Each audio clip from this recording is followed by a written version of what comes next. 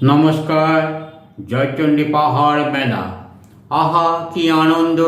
হাসছে আকাশ, হাসছে বাতাস, আসছে এবার হীরক রাজার দেশে জয়চণ্ডী পাহাড় পর্যটন মেলা।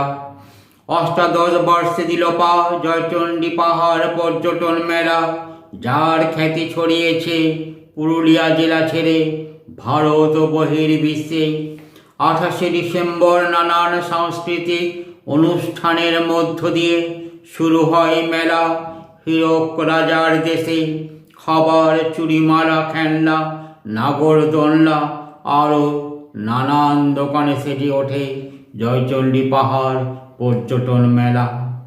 মেলা চলতে থাকে 28শে ডিসেম্বর হতে 2রা জানুয়ারি পর্যন্ত। প্রশাসন ও মেলা কমিটির তত্ত্বাবধানে মেলার নিরাপত্তা থাকে সুনিশ্চিন্ত। রং, বর্ণ, ধর্ম ছেড়ে সবাই আনন্দে মেতে ওঠে জয়চণ্ডী পাহাড় পর্যটন মেলায়। নমস্কার।